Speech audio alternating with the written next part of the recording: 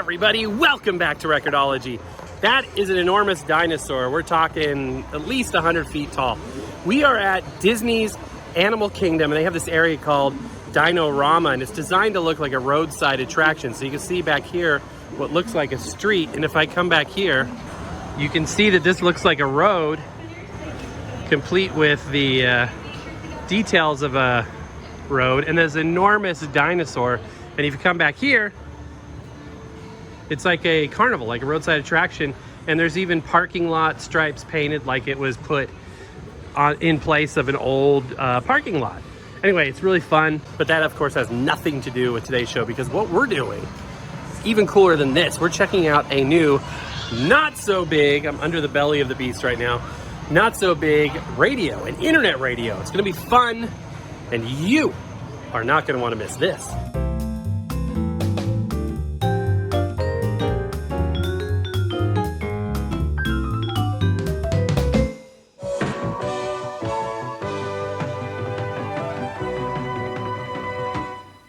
Okay, and here is the Ocean Digital WR-330 internet radio. Now, a lot of people ask the same questions when it comes to internet radio. Why do I need an internet radio when I can get everything on my phone? Because there's like the TuneIn app, and I think others as well. And that is true. I should have brought my knife in here. I did not. However, I would say this, having been a TuneIn radio user myself, and now, hey, hello, and now a fan of internet radios, there's a couple of differences. One, internet radio, you still get the physical device aspect. So if you like fiddling with knobs, buttons, volume, you know what I mean? Like the tactile feeling of a radio, and you want the content of internet radio, and maybe you're sick, like I am, of staring at your phone, staring at your phone from dawn until dusk, this is a great option. And we'll get more into that a little bit later, but this is a WR-330 featuring internet radio, FM radio, Bluetooth playback, and DAB for my friends across the pond, lowering the dim level when the screen time is okay. We'll get into all that. I have not reviewed a internet radio from Ocean Digital in a little bit of time. They make good stuff. We've reviewed, they're probably the more prolific internet radio companies out there. Here is the manual. That is a respectably hefty manual, all in English, so it's not just a bunch of languages one after the other. And there is the device itself. What is back here? Okay, we've got a remote. Very nice. Ocean Digital. And it runs, thankfully, on common household batteries. Looks like AAA? Yeah, AAA. I don't like button cell. I don't know. The thing with button cell batteries is I always feel like, oh, where am I going to get one of these? You can get them anywhere. You can get them at the corner store. You can get them at Walgreens, Safeway, whatever. Yet, for some reason, it always feels like a AAA or a AA battery is easier to get a hold of. I don't know why. That's just a perception issue, I guess. Okay, here is the device. We'll set that aside for the time being. What else is in the box? We've got a USB micro. Would have liked to see that be a USB-C, but I'm also not one of these people who gets super hung up on USB. I will not use some people will literally refuse to use a device that still uses USB micro. To me, it's like, whatever. Okay, so that's what's in the box. Here is the device. And a little bit more about internet radio is the content itself. The content available on TuneIn, I feel, is very closely controlled by TuneIn. They have ads, they have like membership levels, etc., etc. Internet radio is sort of a free-for-all. If you can get an IP address to a feed or a stream, you can enter it. And what I love about Ocean Digital products is they use a SkyTunes service. It's a free service that sort of collates and collects and categorizes all of the internet radio stations around the globe to the tune of about 40,000 different unique stations. And that's always growing. And a lot of people are like, well, what happens when SkyTune goes away? Well, SkyTune just sort of is I don't want to call it, it's kind of a search engine because there is a search capability, but it's it's not, if it goes away, the internet radio stations themselves aren't going away. It's just a matter of, how to access them. You can always put subwoofer. Interesting. You can always manually add a station. The stations wouldn't go away just because SkyTune isn't a database available anymore. If that were to happen, it may never happen, but something to consider. And the content, I feel like there's way more content available through SkyTune and just the open world of internet radio than there is through TuneIn. I feel like TuneIn is very throttled. So anyway, that's my 2 cents on the app versus the device thought process. I enjoy internet radio a lot. I will say this. It's not nearly as tactile as listening to records, tapes, and CDs. You kind of set it and forget it kind of a thing. But if you're a radio fan, you would really like this, I think. Okay, so here's the device. This is a new form factor. And for Ocean Digital, in my experience, everything they make has the same interface. So the same screen and everything. So once we turn this on, it'll probably be the exact same experience that we've seen with them in the past, which is good. And we'll go through that for those of you that haven't seen it before. And maybe I'm wrong, but so far that's the way it is. And really the difference in whatever model you pick is what kind of form factor. Do you want a little handheld? Do you want a desktop device? This one's portable, clearly. It's got this nice leather handle, leatherette. I'm sure it's a faux leather, but I like that. That's very handy to grab and carry around. This material is interesting. I'm not sure if that's like a wood veneer or it feels like a veneer. It's very interesting, gray textured. I like it.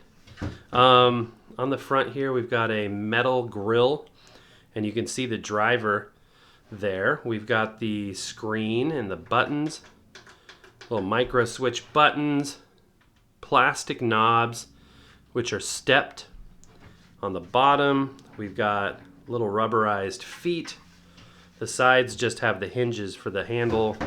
Top has nothing. But the back is very, very interesting. We've got a subwoofer. And I'm looking through the cracks. It looks like there is a driver back there. Usually you see these passive Radiator style subwoofers, quote unquote subwoofers, but this has an actual driver back there. So I'm curious about the sound quality. We've got an extendable antenna that looks like it goes up to almost 3 feet or so. Fits right in there nicely. On the back here, we've got a reset button. We've got the headphone jack, an LED, I like how it's labeled, LED, and a micro USB receptacle, obviously. There's a film in case that looks kind of bizarre there. So you peel that film off, and there you go. So yeah, that's about it without turning it on. Functionality-wise, it looks like this is the select control. It's also a button and a knob. The volume is just a volume control. On and off is here, forward and back. There's an alarm button, a home button, and a favorites button. So let's go ahead and I'm going to dim the lights, close the blinds, and we'll turn it on and give it a look and a listen. Press and hold the power button. There we go. Now the screen looks a lot better to the naked eye than it does on camera. Okay, the first thing we are going to do is, there's a volume control. I'm going to go turn that down for now. First thing we're going to do is select the language. So English, configure the network. This is the worst part of an internet radio, is configuring it to your Wi-Fi. So if you think to yourself, well, how could I take this anywhere? You could use your hotspot on your phone. If you have like a mobile device with a hotspot, like we have AT&T, the hotspot, et cetera, et cetera. By the way, that AT&T outage sucked recently. That was not fun. But if you have a mobile hotspot, you could take it anywhere. Or your home, obviously, is where I'm using mine most of the time. So I've got Wi-Fi here at the house. So we're going to configure it to the network. One thing I do not like about shooting with the Sony camera is it is tricky to get close-up shots. Like if I bring the device too close to the screen, it goes soft focus. If I zoom in, it can go soft focus. It has to be in this sweet spot. Okay, so after you click into configure network, you're met with some options here. So network will give you settings for the Wi-Fi channels, add and remove access points, signal, IP, either dynamic or static, IP settings, etc., etc. You've got a DAB setup, an FM setup. There's a lot of different things to do in here, a date and time setup. So rather than bore you with the configuration menu, I'm going to set this off camera and we'll come back. So once you've selected your network, you then have to scroll left and right through all these characters and manually select them for the password. Once you get past this setup, it's a breeze, but this is a bit tedious. This will take a few minutes. So if we hit the home button, that'll take us back to the main interface. Tips and tricks for navigating this menu system and any Ocean Digital system. Know where your home button is, because this is the home screen. You're going to want to know that. And then also know that the left arrow is a back functionality, which is very, very handy. So wanted to show you the basic different menus within the main menu. You've got the My Favorites screen. Anytime you want to heart a station, all you have to do is press and hold the heart, and it stores, I think, 99 favorites. And then you can go back to your favorites. If it had them chosen, they would be in there anytime you want. And because there's so many stations out there, tens of thousands of stations, hearting a station you like makes it so much easier to get back to, and I'll show you why in a little bit. The configuration menu, you can do everything in here from network settings, time and date settings, DAB settings, FM setup, local radio mode. Like if you were wanting to manually set that up, you can go in. Playback setup, resume. There's so many options. This menu is huge. It's got an EQ mode. We're going to leave it flat right now. Let's see what else. If I go back, buffer time, you can change the buffer. You can set a timer. You can look at information. You can get a software update. You can reset to default. You can go in here and set a sleep timer, which, let's go ahead and look at that real quick. Different time intervals. Interesting, you don't often see 150-minute sleep timer settings.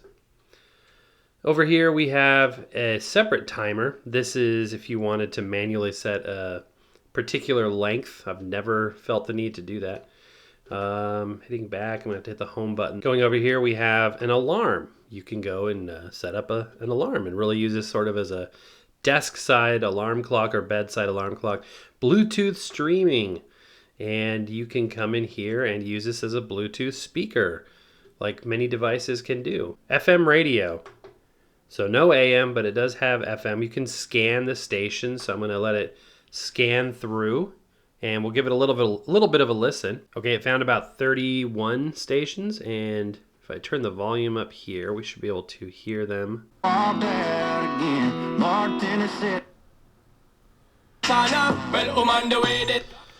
And so you can skip through the different stations by turning this knob, and it says index whatever number, 1, 2, 3, 4. And it takes a second. It's not like a super fast transition, but it does go on to the next one. And it gives you a detail on what type of station it is. So that's kind of cool. Again, it's really an internet radio, but having the FM capability is nice. Some stations you just can't stream. It's rare these days, but they do exist. For instance, like one of the stations we used to listen to back in Denver has an amazing Christmas music programming during the Christmas season, but they don't stream except through their website. It's a station that I would need to get over the air if I was still in the Denver area, but that's the basics of the FM radio. Okay, pressing the home button again takes me back here, and still have the audio coming through from it doesn't, just by going to the home menu, doesn't shut off the audio. Turning this to the left, we did FM radio. DAB, obviously we don't have DAB in the United States. We have HD radio, so I'm going to skip this. Going over here, Media Center, you can manually configure Media Center settings so that you can, literally connect this to a localized network, and that would give you some cool functionality, but that's not something I have set up at my house. Internet radio, here's the main thing. Here's the reason why we're here. So if I select this, it's going to give you 3 options right out of the gate: SkyTune, Search SkyTune, and History.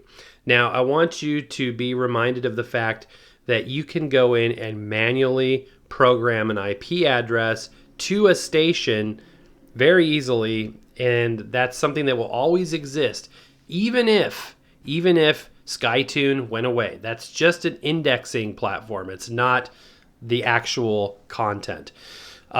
This has a web browser side to it. So if I put in my local IP address that I'm getting up here into a internet browser, it'll take me to an interface. There's a nice GUI where you can go and put different things and settings and presets and access the system in a way that you can't really do from the front panel. So that's a very cool feature. So if I go back, where am I? Let's go back to reset. Let's go back to the internet radio, and let's start by clicking on SkyTune. And it categorizes it in a lot of different ways. Most popular, everything, by genre, by region. And if I wanted to say, let's go by region. So I select by region, and I want to look at some content let's see, let's go to Asia. Select that. And I can pick a country. Let's pick Indonesia. Why not? And Indonesia will give me 3 options: most popular, genre, or all. So if I wanted to surf the local Indonesian music scene by genre, I can go down and see what they've got. They've got some easy listening and relaxation music. Let's click on that. And then these are the stations that match that. So Classy Net Radio. Let's give that a listen. Some data on the connection up here. So it cycles between the name of the song, the station artwork, and then it'll show you the actual, so there it goes. It's going to show you it's 80 kilobit per second, 48K, and 2-channel audio. You may be saying, wow, that quality isn't the best, only 80 kilobit per second. It's up to the station. Different stations have different quality and different formats. So again, that's what kind of makes it fun, is searching for, different stuff. Let's look for, let me put this up, Asian music. Let's select Asian music. And I'm going to pick Radio Music Indonesia.